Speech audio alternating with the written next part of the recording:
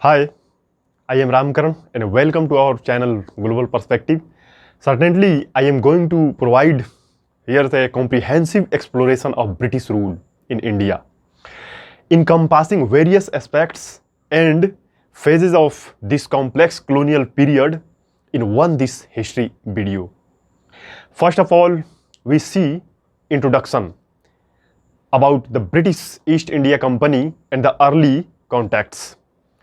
The British East India Company established its first trading post in India at Surat in 1612, beginning a trajectory that would eventually lead to 2 centuries of British colonial rule. The company gained influence through trade agreements and alliances with Indian rulers. The following sections delve into the phases and key aspects of British rule in India. Phase first, Company rule 1757 to 1858. First, Battle of Plassey and expansion of Company influence. The Battle of Plassey in 1757 marked a significant turning point as Robert Clive's tactical manipulations of local rulers secured the company's control over the Bengal. This victory paved the way for a company to establish its rule and expands its dominion across various regions. And second point, subsidiary alliance and annexation of territories. The company's policy of forming subsidiary alliances with Indian princely state helped extend its control over large parts of India. These alliances, initially presented as mutually defense agreements, often led to be de facto British control over the princely estate. And third point, economic policies and the colonial exploitation.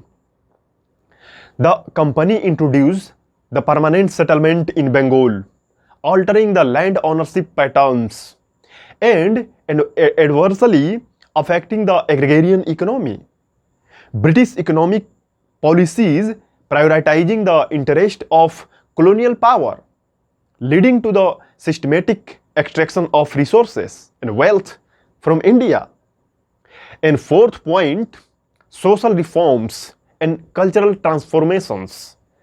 The British introduced social reforms aimed at eradicating practices like sati and child marriage. English education gained prominence, creating a new class of Indians exposed to Western ideas. However, these changes were often met with resistance from the conservative sections of society. And fifth point, most important, revolt of 1857 and the end of company rule.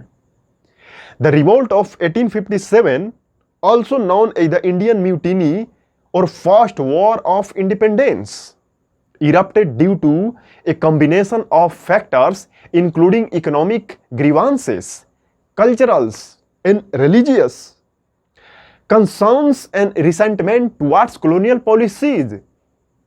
Although the revolt was suppressed, it prompted the British Crown to assume direct control over the India, ending the era of company rule. And phase first completed, and phase second, Crown rule 1858 to 1947. First, Government of India Act 1858, the new administrative structure. Under the Government of India Act 1858, direct control over the India was transferred from the East India Company to the British Crown. A Secretary of State for India, a Viceroy, was appointed to manage Indian affairs. And second point, economic exploitation, deindustrialization. The British implemented economic policies that aimed to benefit the British economy at the expense of India.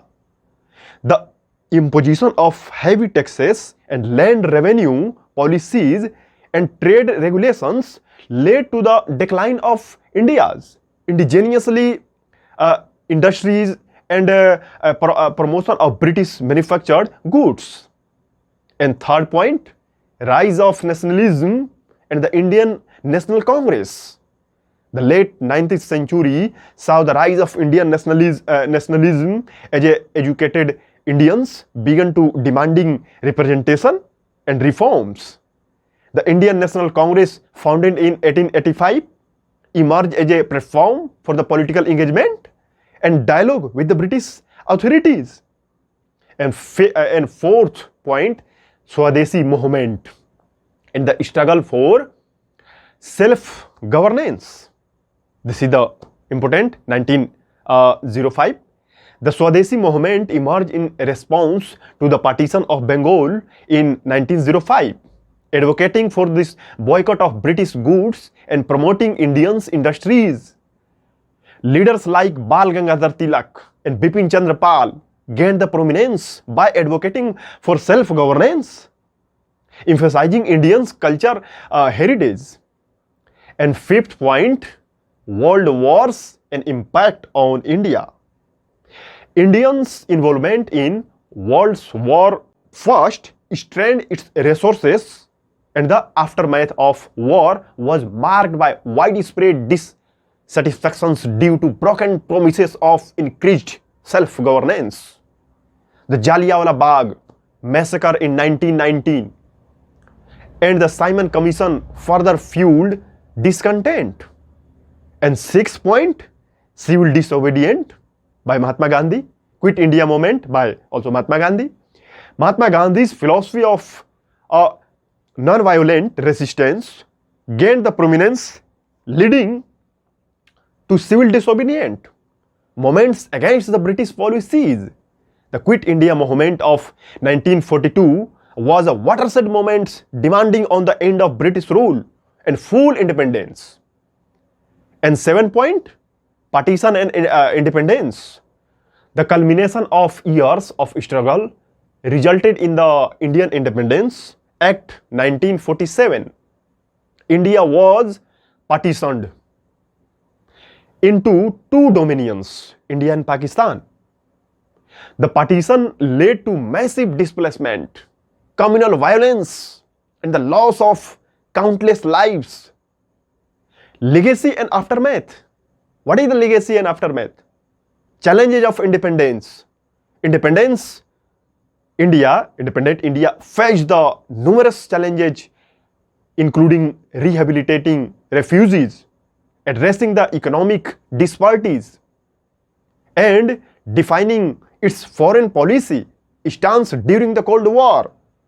In second point, democratic governance and the constitution. India adopted a democratic constitution in 1950, establishing a republic with the universal suffrage and fundamental rights. Jawaharlal Nehru became the first Prime Minister of India. And third point, socio-economic development. Independent India implemented various policies, uplift marginalized sections, including affirmative action programs and land reforms.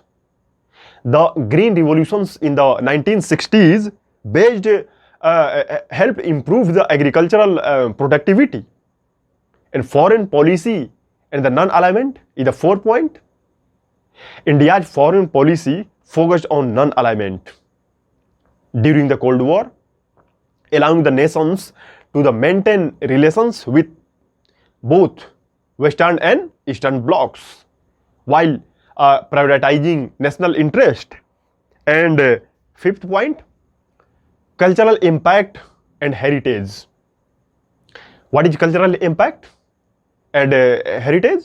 British colonial rule left a lasting impact on India's architecture, education system, legal framework, and language. A fusion of British and Indian elements can be observed in various aspects of culture and society. And 6 point, historical interpretations and reflections. The legacy of Indian rule is debated, with the some emphasizing modernization and legal reforms introduced by the British, while other highlights the exploitation, cultural suppression, and long-term socio-economic disparities caused by colonialism. And sixth point, as a conclusion, we see as a conclusion, British rule in India was a complex and multifaceted period marked by the economic exploitation, cultural interactions, social reforms, and a relentless struggle for independence. The impact of the Indian colonial rule continued to shape India's socio-political landscape and historical narratives. So, my dear friends, that's the whole about British India in concise way. Thank you for listening me, and please like and subscribe my channel and hit the bell icon for next upcoming videos. Thank you to all of you. Thank you.